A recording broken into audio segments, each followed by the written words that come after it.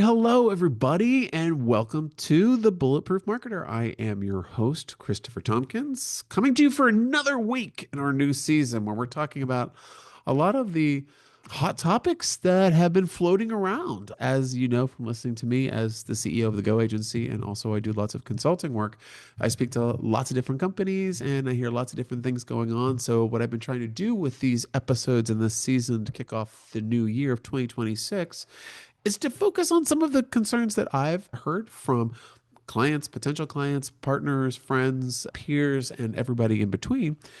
Because if they're worried about it, rumor has it that you probably are as well. Today on our episode, we're going to be talking about a hot topic, which is email marketing. Email marketing has come up so many times in the last couple of weeks in conversations that I've had, which is cool, right? Email marketing tends to be one of those topics that gets boring after a while for people to discuss. It's like, how many more times can we say the same thing? But I always find that the problems that people are having later on with this subject are based off of a really weak foundation. And after looking into sometimes this foundation, you can find out really some easy fixes that may take some time to implement, but they are straightforward enough that you can get better results from your marketing efforts, your email marketing in particular. So, we're going to cover that today. I'm going to tell you some of the tips that I have when I'm looking at a new email marketing campaign to make sure that it's going to be super successful and not cross any wires. So, anyway, with that said, thanks for joining us today. If you have listened to us before, welcome back. If you're new, please check out all of our archived episodes. They're all available on Spotify, Apple Podcasts, anywhere else that you get them. I'm listed. So please listen in. A lot of our content is evergreen. We do a lot of late breaking shows as well. So you can skip over those if they're not timely for you. But if you are looking to, pretty much the gist of this show is if you want to get better at marketing, whether you are already a marketer who is seasoned and amazing, or you're fresh on the scene as a marketer, a lot of the things I'm going to tell you are home truths that people bury after a while. Because, what happens is marketing can be very sophisticated, but there is such a thing as overworking the dough and having new wonderful ideas to enhance things that don't really need enhancing. They just need a little bit of adjustments, just a little adjusting. That's what I'm here. It's no bullshit advice. I'm just going to tell you what I've been seeing and what I've been hearing, and just hopefully this lands and helps you out. One of the things I really want to tell you I'm excited about is that we're going to have guests on some of our upcoming episodes. So I want you to definitely look out to that. It's going to be really interesting. I've been trying to pull some of the people that I've been talking with that I really feel will create some value for you in just different disciplines that I'm not a real specialist in, such as PR and beyond. I'm going to get those people onto the podcast as guests, and they can share some of their thought leadership with you that's going to hopefully help you refine your approach and just will be interesting overall. I love learning more about these subject matters that aren't in my direct wheelhouse. It's nice to know the value of something, but it's cool to hear actually how it's executed from a professional, because generally I kind of stick to my knitting and I just focus on my digital marketing and leadership and that type of thing. So when it comes to other topics, it's always interesting to see how people execute their campaigns and their strategy, because I love strategy and solving problems. So hopefully this podcast can help you solve some problems that you have with your emails. But again, if you have other issues that you're looking at, maybe how to incorporate AI or how to build a website that converts, a lot of these things are covered in past episodes. So check them out. You want more information on anything and free tips, go to my website, which is thegoagency.com. You can check out our free AI guide that we have on our homepage, as well as our blog, where you can check out tons of articles that I've published, as well as the articles I have in Entrepreneur, Fast Company, etc. I'm out there. So my name is floating around, and if you see it, you're going to I will guarantee you that it's going to be straightforward advice. No crap. I don't like a lot of filler. I like to be as direct as I possibly can, which leads me to, why don't we start this show? So the topic of the hour is email marketing. It's so funny because email marketing, I have a lot of conversations with prospects or just with people that I'm trying to help out, clients, whatever. And it's always about the new tools and this, that, and the other. And the reason why we're not getting the results that we should be getting is because we're not incorporating these automated tools that we're going to build something and make, and then we're going to do an automation that's going to pull in AI information. We're going to do this and we're going to do that, and that's going to make us successful. I'm going to give you the biggest, most boring, probably in your estimation, piece of advice. It is all down to your list. So I've done email marketing from the ground up, where I've actually had to go into a company and help them develop what their email program is going to look like. I've stepped into email programs that have already been developed, and I've gone and resurrected email programs that have just been fallen by the wayside.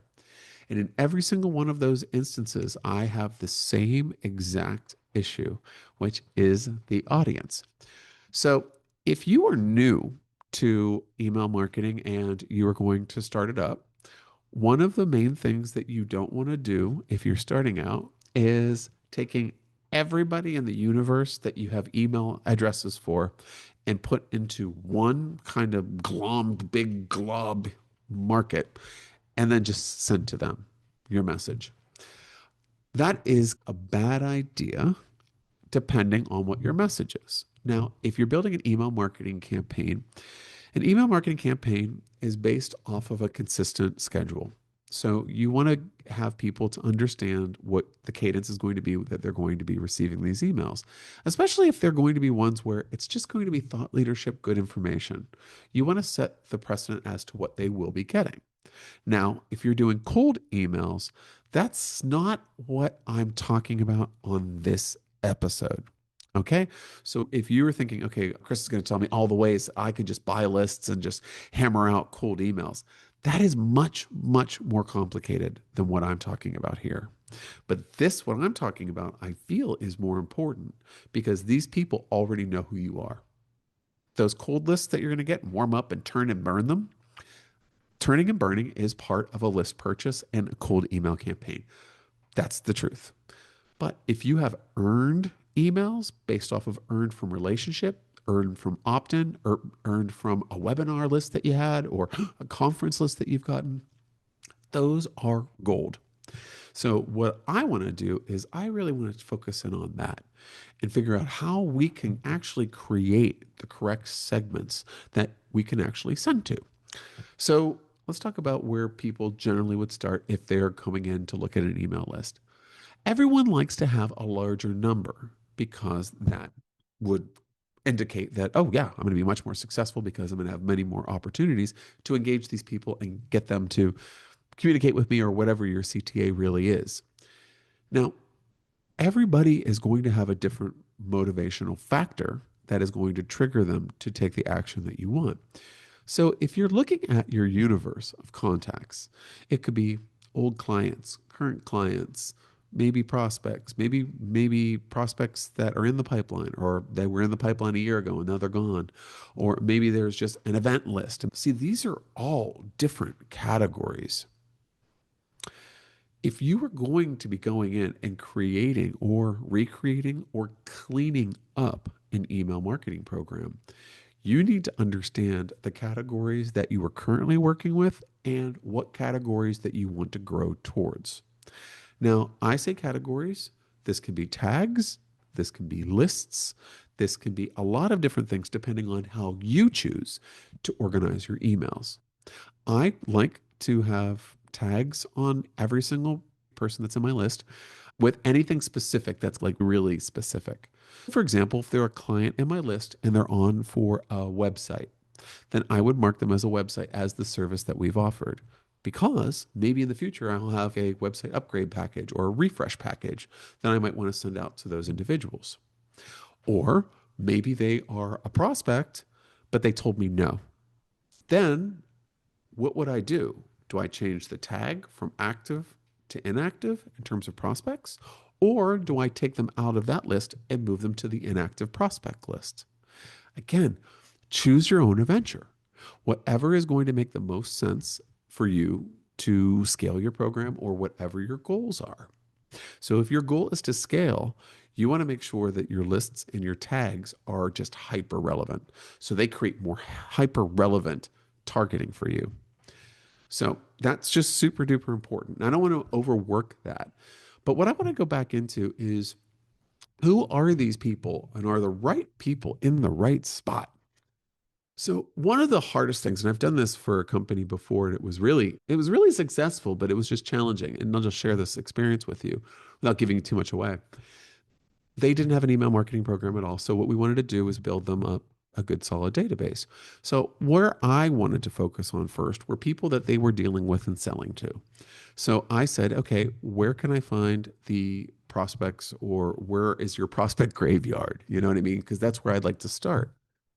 And they said, oh, it's a little bit in HubSpot and it's in Salesforce a little bit. And then I have some I didn't even save. They're in my LinkedIn. By the way, if you are hearing this is a very typical scenario that I've heard with many different companies. So if you do have any sort of problems or issues, this is something that we all face. So if you are starting an email campaign in your database, it's okay, just grab them from Salesforce or HubSpot. There's other things that you can do to, if you are getting the right list together. What you would do is go into any sort of identifiers that you can find that are currently in the system. This advice is specifically if you are going into a Salesforce environment, a HubSpot environment, or another CRM environment. Perfect. I'm going to go in and be an intelligent marketer and see what I got. I'm going to go in there and I'm going to start seeing that there are clients that are in there. There's current clients and there's previous clients. Those are two lists that I can begin to create. Now, pause. We'll put a pin in this and let me tell you about the secret sauce. You should have time on your calendar for email marketing list management. And what that means is there's churn in companies, right? If you're doing a service and you have a database of individuals that you're servicing, those people are going to quit and they're going to not renew. So when that happens, that person, that company needs to be removed from current and put into past client. So that is something that you are going to have to work out. Now, why I'm going off on this tangent is that email work is all done up front and it's all about the maintenance. The maintenance of, because everyone will go down and go, okay, what are the best? Tell me what headlines are going to hit. Tell me what the best preview line that we can put on that's really going to make some sense. Let me give you the truth here. None of it means shit if you're sending it to people that don't care. So if you're sending a message that is absolutely killer for this target audience over here, but all of these people are getting it, they're going to be like, why the hell are you sending me this? This is totally irrelevant. This doesn't make sense. I'm not going to convert with that type of information, right? So that is really important. So why do I want to have the list set up the right way the first time? Because it will make maintenance easier later. Now, I know that when I look into some different email marketing program or CRMs, let's go CRMs.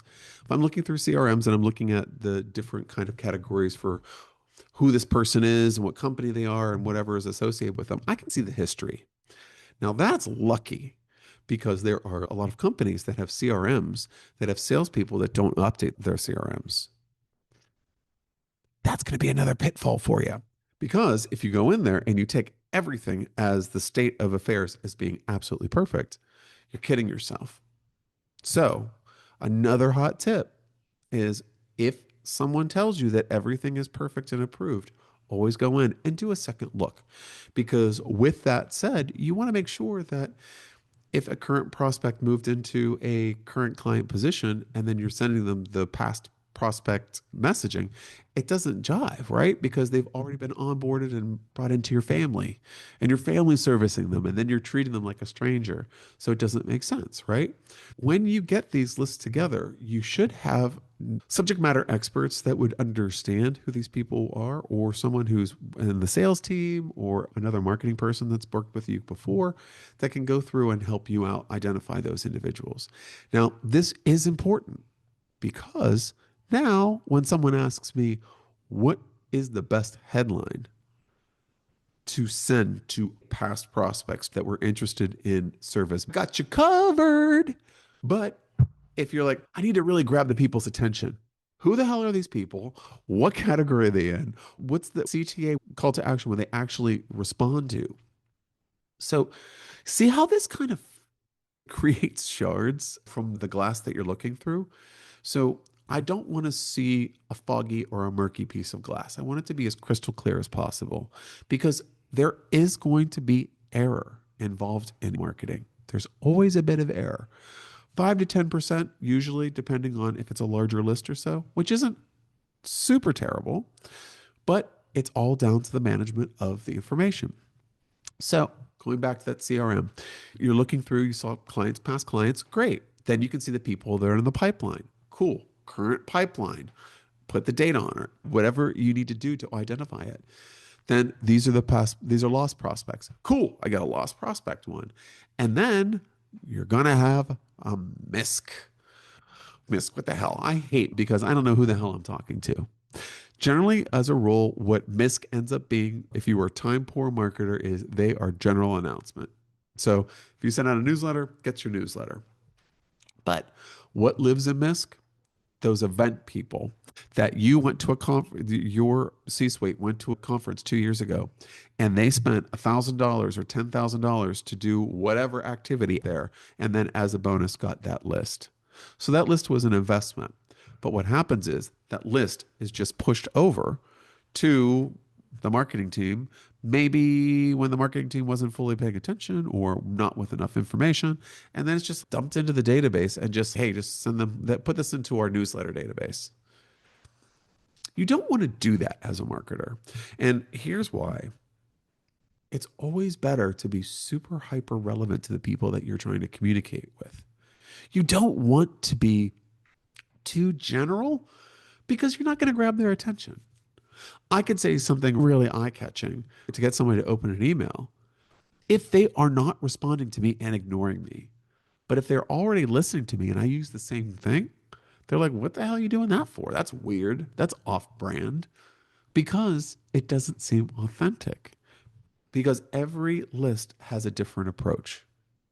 So if you have something that's ice cold, you can't be like overly friendly and say, hi, how you doing? Oh my gosh, we have this really great offer. No, you can't say any of that because they don't know who you are. So you have to quantify it. You have to get them, you have to label things. And you can't do that if you don't know who you're labeling. Okay, going through your CRM, you're getting all this stuff together, and you're like, okay, awesome. I'm really feeling good about this. Check the date on the records. So if you're looking and you say, I've done this with organizations that have had 100,000 emails, and they're like, yeah, just pull it from our CRM and just put it into email, and then we can just categorize it later. Whew. Bad idea, folks, because you're cruising for a bruising.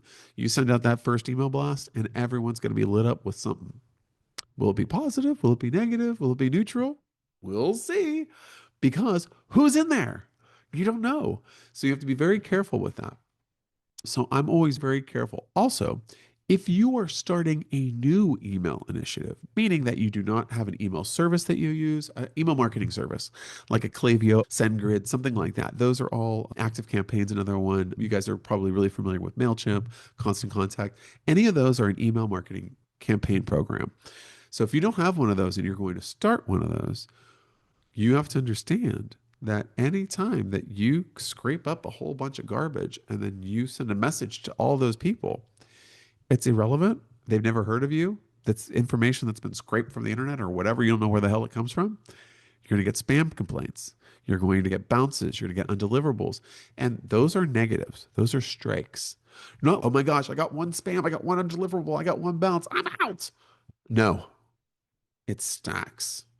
So if you get a ton of spam complaints and you get a ton of bounces, and I'm saying a ton because it really is different because each email campaign program is a little bit more sensitive than the next. So you don't really know.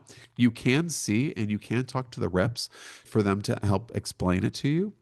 But generally speaking, these email campaign programs don't want you to be sending to people that have never opted in. So if you are getting lists from a conference, that's fine. But if it's lists from conferences over time, and then you bought a list from a list broker and you dump that in there, and then, oh, yeah, these are some people that I saw in a pay, I had one of our assistants grab all these emails from this one company from LinkedIn, dump that in there, and then, oh, there's an email. I know I have a business card. Danger. So, what do I do in situations like that? The first thing I would do, if you were going to create a new email program, you need to see if the emails are good first. There are many different tools that you can find. If you check out Google, anything like that, just to find out a great service that cleans emails or checks deliverability. You can actually upload the list. It's kept private based on the terms of the site that you choose. So make sure that it's above board. And you can upload that information of those lists and it can look through those emails and try to see if they're active. So they're not like sending your information, they're just pinging those email addresses to see if they're alive. And then they give you a list of all the ones that you should suppress. An email marketing list language means do not send to. And it will tell you people with bad addresses, people with typos, people that aren't there anymore. I've gone from 100,000 to 20,000. I've gone from 15,000 to 5,000 just from doing that. Now, why is generally those are been kicking around for 15 years. And look at your friend group. How many people in your friend group have had the same career for the last 15 years? Everyone changes. This is the world. People change, companies die, new companies come up, you change your role, you change your station in life, who knows? So that is really important. So cleaning the lists that you are using prior to emailing them is very important. We've talked through a few things so far, right? Let's just do a quick recap. We've gone through and said that creating specific segments or lists are very important. And those segments and lists should be like a broad category that fits everybody within that list. Then the individuals that are in that list may have identifiers that could be tags, for example, that would set them apart. So then what you could do, and this is something that takes time, depending on the size, if you have 300 email addresses, you are in good shape to clean this up now. If you're like in the thousands, it's a little harder. It's a little bit more time consuming, but worth it. Because once you start seeing the effects of email marketing, it's unbelievable. You get a lot of visibility, you get added credibility, and for your sales team, you can light up some conversations for them, which would be great. So, with that said, creating those segments, if you say, I want to hit all the inactive prospects that had a proposal, boom. But what if I could say that had a proposal and they were looking at service A? That's a very specific message that you could write to those individuals. So these are ways that you can, as a marketing person, support the sales team. But you can also support the delivery team by getting in front of the clients with great, wonderful messages. So they feel like they're part of your story and part of the family and they understand what's going on with you. So there's lots of different ideas as to why you should be hitting people. But the biggest piece for me is making sure the right people are in the right slot. And I've seen this a lot of times. I've sent out emails, I've done it, where I've sent out an email to a list that I thought was perfect and it had a couple errors. And that will really throw off the team because maybe they're people that shouldn't be on there that other departments are dealing with that one or two complaints when they don't get any complaints at all can really exacerbate everything and cause an issue. Now, as a marketer, I understand things like this happen because when you are relying on other people to check things, sometimes it's not perfect. And even when you check things, sometimes it's not perfect. This is just human nature, and there is error involved in marketing sometimes. But you want to minimize those errors and you want to make sure that you're owning these different channels and these audiences so that you can create success and not dull any reputation that you have in your company. So now we've talked about the lists, we've talked about the segments. Now, and we talked about cleaning, like getting the list to make sure it's all clean. So, what are my other email marketing tips for you? Thinking about one case in particular that is interesting, which is helping everybody understand the role that email marketing would play within your company. Now, if you're an e commerce brand, it's pretty much an easy case to make because with all of these email campaign programs, you can tie it into your online e-commerce solution. So if it's Shopify, if it's WooCommerce, whatever, and you can track what sales actually happened. So that kind of justifies immediately the email marketing. So you don't have to do a lot of the work in terms of justification to the C suite. But if you are a B2B marketer and handling email, it's a little bit more tricky because you can do obviously the cold, which is not part of this discussion, but you can email past prospects and you can light up for sales. But then there's the rest of it, which is pretty much just getting in front of the right people with the right message.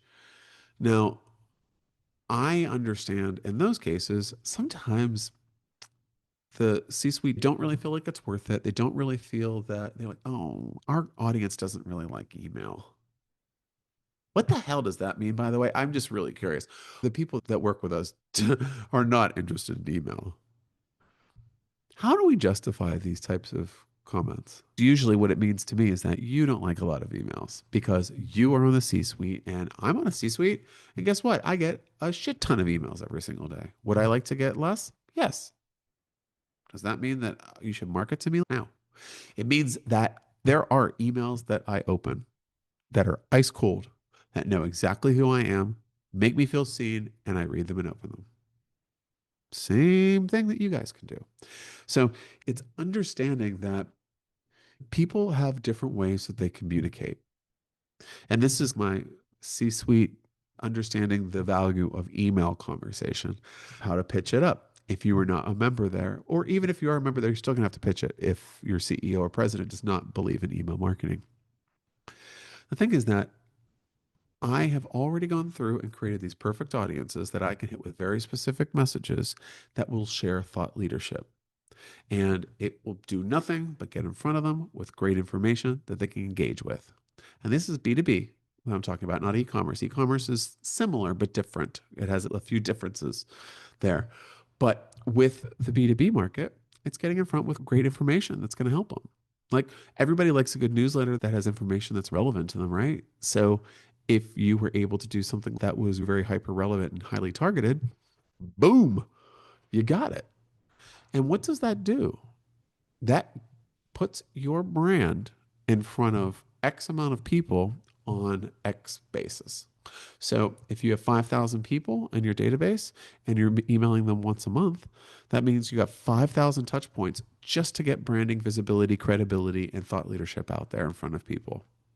And don't make them salesy. If you're like, oh God, they're going to hate this. I personally don't because I'm not a more is more person either when it comes to email marketing. I think it's more is more if we're on e-commerce. It's a different conversation for them. But if we're still talking about B2B, just needs to be a cadence that makes sense.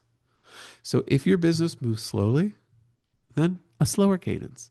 If it's a fast moving industry, you're going to have a heightened cadence that's going to be a little bit more frequent because you want to go with the flow of your industry. Okay, I know that's probably controversial for a lot of people, but if you're in policy or you're in government, these are things traditionally that are plagued with red tape, lots of different steps. So the cadence could be slower. But what if you were doing a cadence for a campaign that was coming up for a government campaign? That would mean that you'd need to get in front of people more often. So you can tell them what's going on, you can inform them of your positions, whatever. I'm not a political marketer, but just giving you an example. And that makes sense because you're ramping up and things are happening and you want to keep them in the loop. But say you're a company that offers a service that everyone forgets they actually pay for and the whole industry as it is quiet, then you pick a cadence that makes sense for you to have a touch point with your people. Now, why do you want that touch point? Because it's a message that you can completely control to build your credibility, visibility, and thought leadership.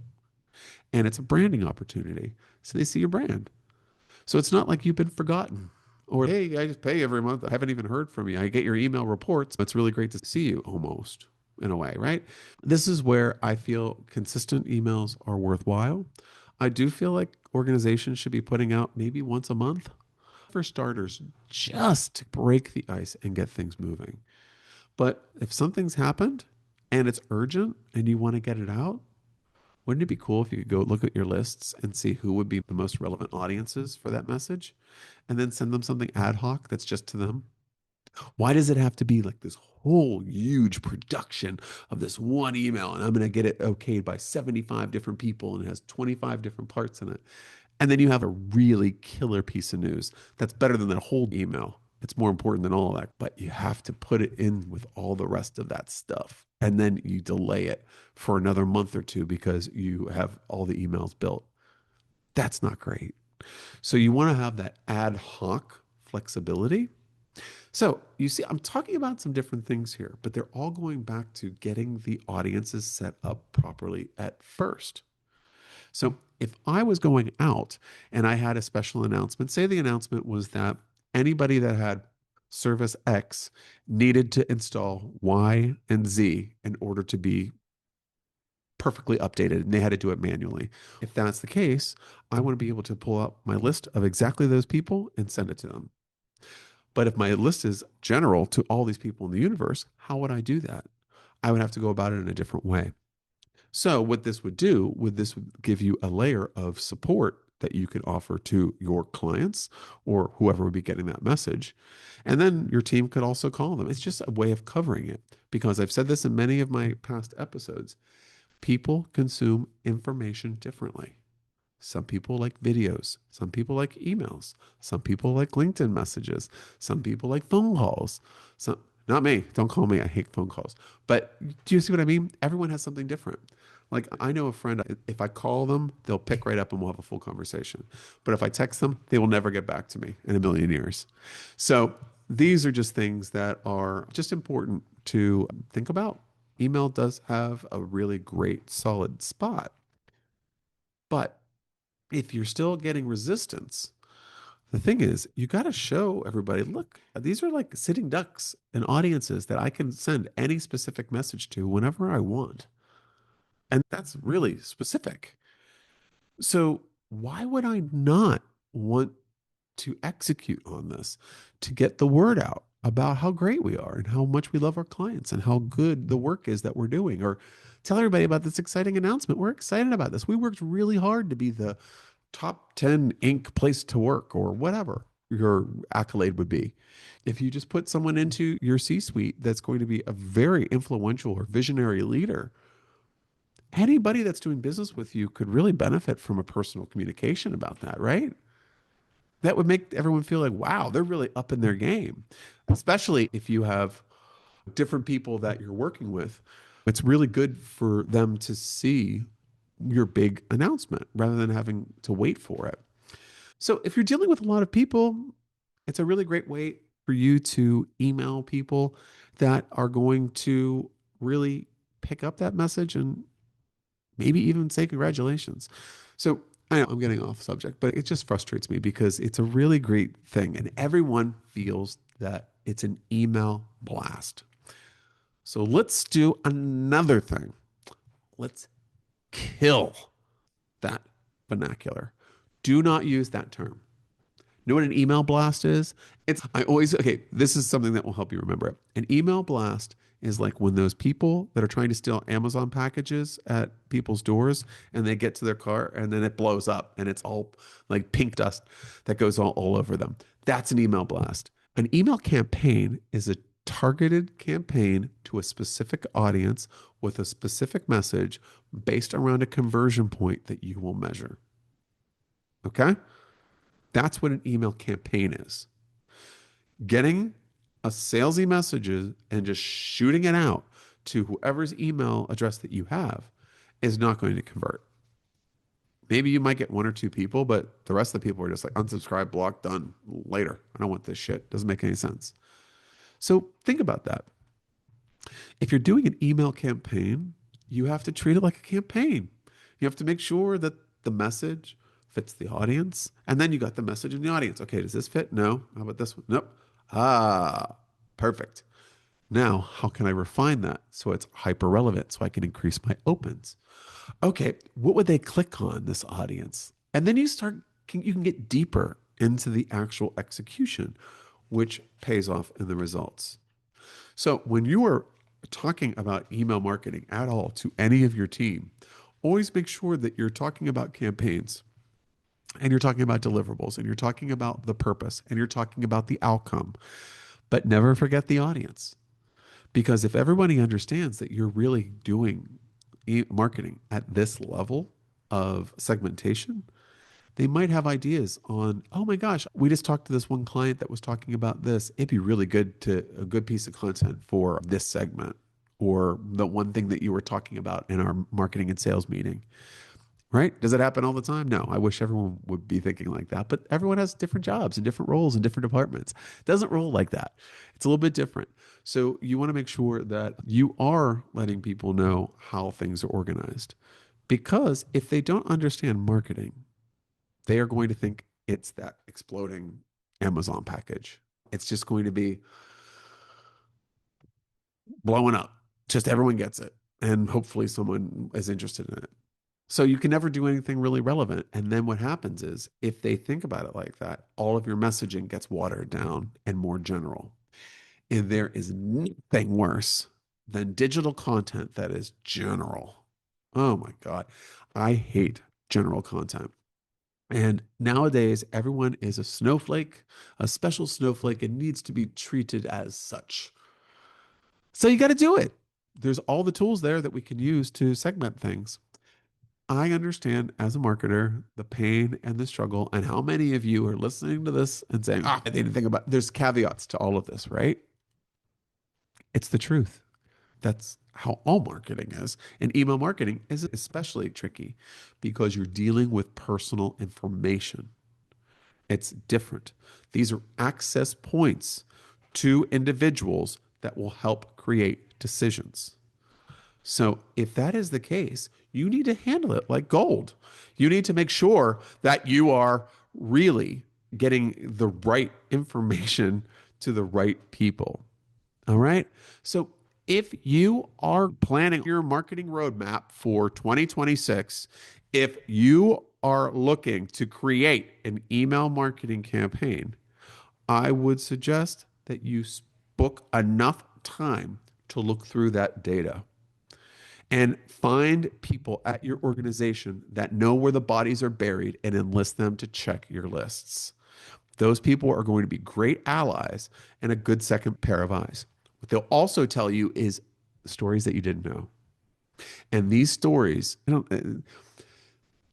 so everyone's going to find one of those names and they're going to be like, oh my God, I haven't thought about Pam in so long. Oh my God, Pam, there's something about Pam. Let me tell you about her. And you'll get to hear a story that is really interesting that can inform how you target these individuals. Sometimes it works, sometimes it doesn't, but I'm telling you, there's some really great nuggets that are buried that no one talks about because they're in the past. Everyone's looking at what's next. I got to do this. I got to go over here. No one's looking over here. This is all the past. This is what we're focusing on. There's so much to learn back there about how you do this. So I like to look through the rear view a bit when I'm starting a new initiative because that's how you're going to learn. Because you know what will not really matter if you have terrible data and you're just shooting out to everybody? Benchmarks mean nothing. Targets really mean nothing because you'll never be able to predict how they are because you're just shooting general stuff to a big crowd. And huh. So if it's, oh, I saw the industry benchmark for emails is this and this, and then you're like, oh my God, I'm so below these benchmarks. No shit. You're emailing the wrong audience with the wrong message, and half of those people are bouncing. So I am not going to beat a dead horse. I feel like this is a dead horse. I feel like I'm hoping this is some good information. This is insightful stuff that I've gone through. This is why I have an actual emotional reaction to some of this stuff. But hey, at the end of the day, when you're looking at email, these are what you should be. These are the steps, or not the steps. Let's just say these are things to keep in mind. Data is extremely important because it's personal data. So you want to make sure, even if it's a professional email, it's still personal data. So if you are dealing with emails, you want to make sure that all of these people are treated the right way. Why? Because if you're doing email marketing, there are results that you want to measure and that you expect to gain. If you are not treating the people with the respect and the messaging that they deserve to engage them, you are not going to get the results that you want and that you're aiming for. So make sure that you're going through your information, making sure that you're removing bounces. If you have a current strategy that you're using, remove bounces, remove spam, just constantly clean your list. And if you're building new lists, make sure that your lists represent the segments that you want to be hitting. And when I say main lists, you can say, this is my client list. And in my client list, I have tags for each one of the services.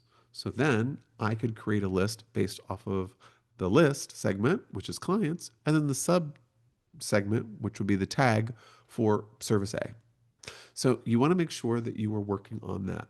Now, currently, if you have just clients and you have 50 clients, go ahead and create the tags. Start trying it out. You can start doing this now. It doesn't have to be like from fresh from day one. You can incorporate this into your marketing strategy. So, segmenting your lists is very important into main categories that you can then add differentiators. Let's say that would be tags. So, are they on a different service package? When you were talking to them and selling to them previously, when they're inactive, did they get a proposal? Did they not? If they got a proposal, what service was it for? When were they supposed to start? When do they enter into the funnel? There's lots of different things that you can get into that's very granular. I'm not suggesting maybe like a broad category segment and then maybe a tag just to get things rocking and rolling. But right there, that's going to help you out a lot. Now, if you're doing a new email list, you want to make sure that you clean the data before you start segmenting. And that would be using a third party tool that you can find out there and find someone that's trusted. And then they will help you with the deliverability rate and your spam complaints and removing any dead emails, which will result in many different things for you, such as a cleaner domain rating, which is what you want. You don't want to get blacklisted right off the bat because you're sending out to people that are saying you're spamming them, which is bad news. You'll actually save money too, because every single one of the email programs that are out there are based on the amount that you're sending and the amount of addresses. So if you have less addresses, it's going to cost less. So it's cost savings as well, if you care. But I would say one of the biggest things is that when you are looking at email marketing, make the more specific that you can make the messaging and the targeting, the better conversions that you will have. Do not expect the results that everybody in your industry is going to be getting if you have not segmented your lists and made sure that the messages going to these individuals are highly specific. Email marketing is a really great tool for many different things, from sales to visibility to announcements to anything. And it can be deployed at any time. So, like I said before, find your consistent schedule and stick with it. If you have something that is above and beyond excellent, if you've segmented your lists, suggest another additional campaign that you'll be sending out if you need to get that approved. Make sure when you are talking about emails, you're talking about email campaigns and not campaigns, rather not complaints, campaigns and not blasts. Email blasts signify throwing things out and trying to slap people into submission to convert. So that is not the right thing. You are aiming this absolutely perfectly. And what that means is that you are strategically coming up with a campaign. Okay. So treat it like a campaign and give yourself some credit. This is not something that just happens. You don't just get emails, write something beautiful, and suddenly you are converting at the wazoo. It doesn't happen like that. You need to set everything up perfectly so you have a good baseline. And if you do not have a good baseline, look at your baseline and figure out how you need to enhance it, and then start putting time aside to fixing that issue. Many times, one of my pro tips is you can definitely get an online assistant that would help you with moving emails around and helping you segment based off of rules that you provide. So that could be a time saving action that could help you out. And of course, that is something where you're going to have to get the allowance to do that, but it would save a lot of your time because you're the main strategic thinker, right? I'm talking to you marketers out there. You're the one with the brains, you're coming up with the ideas. And sometimes when you have a very data entry type task, marketers can float away from it a little bit. I float away from those types of tasks. But guess what I did? I found people that I could hire to help me with it. So if that is the case, please do find people like that. There's virtual assistants that are phenomenal at this. Because a lot of people think virtual assistants, they need to schedule my calls and send emails when I'm going to be late to something. No, there's more than that. And data entry is definitely one of them. All right. Tell me what you think about this. I gave a lot of ideas and a lot of advice.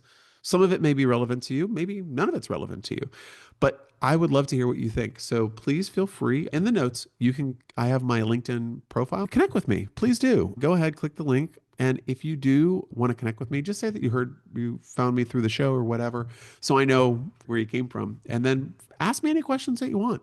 I'm here to help. I know that there's so many things out there that people aren't telling you. And now the whole world is swamped with trying to tick the box that is the AI spend and what am I going to do with AI. Imagine what you would do with AI if you didn't have, if say, oh, I'm going to use AI for email marketing. How the hell are you going to do that? You haven't cleaned up your baseline yet. And once your baseline's strong and you have your whole campaign in place, then AI is a tool that will make things easier for you. This is very typical subject matter for all AI interpretations and how you would use it in terms of applications within your business processes. If you don't have a strong baseline, it's not going to work well because it needs to work off of something that's real so you can get your real results. Activity for no reason doesn't make sense. So let's not do that. Let's be better with our time. Let's give our time back to ourselves by thinking more strategically about how to build strong baselines that then we can grow from and show growth. You guys got this. It's a lot of work, but it really pays off. All right? Please, folks, check out thegoagency.com. There are lots of great blogs on there, lots of free information. Also, check out our past episodes. We have some really great shows coming up. And like I said, we have some really great guests. I'm confirming them as we speak for upcoming shows. So check those out. And folks, until next time, it's Christopher Tompkins for the Bulletproof Marketer. Take care of yourselves.